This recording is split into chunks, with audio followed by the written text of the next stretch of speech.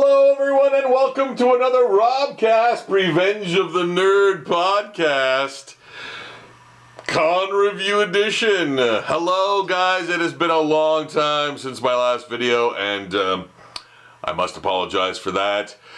I have been, and I know this is the excuse everybody uses all the time, but yes, I have been busy, more busy than I have ever been in my life. Things are just like overlapping, and I have had no time to do any new podcasts until now. And the reason I'm doing this too is because, hey, it's con season again, and here's the first con of the year, Steel City NerdCon, put on by Michael and Beth Turcotte and the kids, so it's a family affair. This was the latest con that I've been to, and the only con so far this year. So yes, the first con. Guys, before I continue, please represent by hitting that subscribe button to subscribe to the channel for more con reviews, because man, this is going to be the year of the con for old Robbie Succhetto here. I've got a lot of stuff on the docket, a lot of stuff coming up on the slate, a lot of cons I'll be doing that have already been booked and planned, and big ones and little ones and great ones. Ones that I've done in the past that have been great. Yes, so please hit that subscribe button. That would mean the world to me, guys. I really mean that too, and it really helps the channel grow, which I would love for that to happen. And if you could, please give this video a thumbs up if you enjoy it, and please leave comments, ask questions. I love that stuff too. I love interacting with fans, and great segue, because that's just what I did this past weekend at Steel City Collector Con. Held April 2nd. That was a Sunday. We had a horrific snowstorm here Saturday, so it was really touch and go. We were not sure if we were going to be able to attend, but thankfully everything cleared up. We had a fantastic drive to beautiful Sault Ste. Marie. I love Sault Ste. Marie. It is a great, an absolutely fantastic fan town. So that being said, CollectorCon, we got there, and I love this about CollectorCon, and I think what Mike and Beth do, they were the organizers, Mike and Beth Turcotte. Incidentally, they own and run Vintage Games Junk, and Junk is spelled Junque. So please look them up on Facebook and check out their store. The store is probably one of the best pawn. I don't know if you'd call it a pawn shop, or I don't know what exactly it would be, but like they've just got like amazing vintage, like everything from comics to games to toys.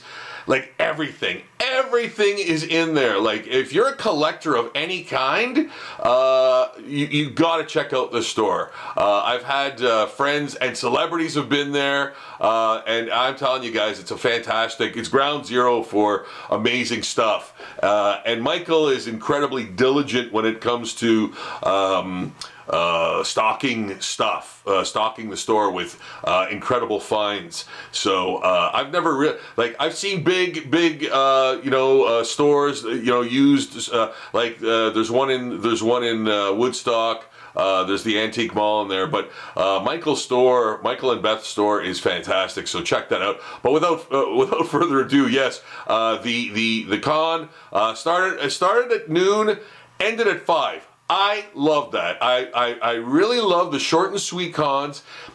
gives folks a very small window of opportunity to get in there and get their stuff without dilly-dallying around.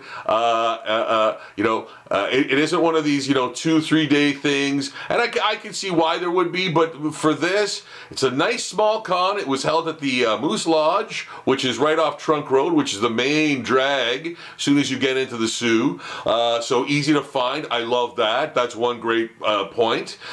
It was easily visible from the road. They ended up getting some really cool sign company to actually put up a quick sign that was huge. That was really awesome. Loading and unloading was fantastic. Setting up, was great. These are things, and I go over stuff in terms of like, if you're a vendor, would you like to go to this con? Is it worth it? I have to give it a wholehearted yes. If you're a fan, should you go to this con? Is it worth it? Man, absolutely. There were so many great vendors there. This time, I set up. I brought like so much stuff. I brought so much material this time, and I was really happy to interact with the fans. The place was packed. The place was absolutely packed. You always get the expected lull at some point during the day, which. Yeah, there kind of was, but at the end, it's ending, so there was fewer people. But oh my God, during the day, from opening to virtually the entire day, there was nothing but fans, man, and it was great. I had a fantastic experience, as I did last year. And new fans, people I'd never seen before. And I mean, I have a very short memory when it comes to cons because it's overwhelming a lot. I'm signing a million things, shaking hands, interacting with fans, and I really love that. But there was people from out of town that were there to come to check it out, which was incredible too. I talked to people on the floor during and after the con, and I think the general consensus was everyone did incredibly well, regardless of what they were selling. There were games, all sorts of collectibles, comics. I was there with my stuff. I did very well. I was very, very happy with the results. And yeah, the people, oh my goodness, there was there was a point where it was absolutely people were almost unable to move. There were so many people in there checking it out, and I love that. I love seeing that. That means people are there for the things, and that was a great thing to behold and watch. So yes, if you're a vendor, definitely this is a con to check out and go to. If you're a fan, I don't know why you would miss this. This is the absolute best. And of course, there's all those things going on too. There's draws and prizes and all kinds of things of that nature that they do. I'm sorry, guys. I'm still recovering from the con hangover. my voice is a little. Rasputin, a little raspy, but from talking to people all day long, which I love. I could talk pop culture to folks nonstop. If given the chance, and have a great conversation with people, and there was no shortage of that.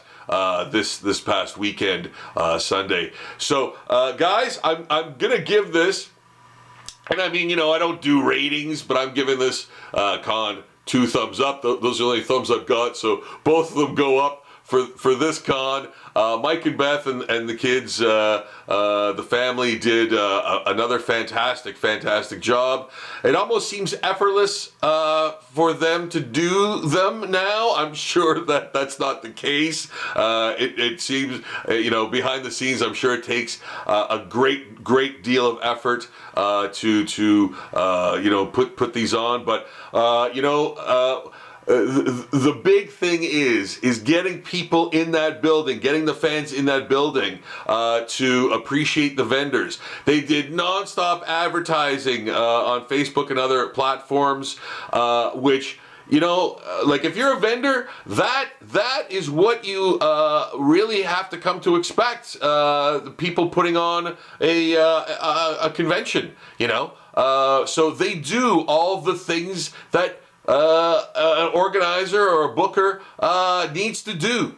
Which is fantastic, because I have been to cons where that is not the case, and you see the results of the happenings. So guys, like I said, two thumbs up for this one. Definitely check it out next year, when I'm sure it will inevitably happen again, I hope. And please check out Vintage Games and Junk. Definitely check out that store. If you're in the Sioux, or even just online, go visit them on Facebook and other platforms. That's Vintage Games and Junk, with a Q-U-E, Junk with a Q-U-E. Yeah, check out their vast selection of fantastic things. Guys, I'm going to wrap it up. You know my thoughts on this one. It's a definite go-to, and I'll be looking forward to going to it again next year, when I said it will probably eventually for sure happen. Okay, guys, thank you again. Please give this a video a thumbs up. Please hit that subscribe, and I will see you in the next video, which will be soon. I've got another con to go to at the end of this month, and I'll be doing a review of that one as well, and this one's a new one. So I will see you again very soon. Take care, best wishes and love, have fun, and Rob is out.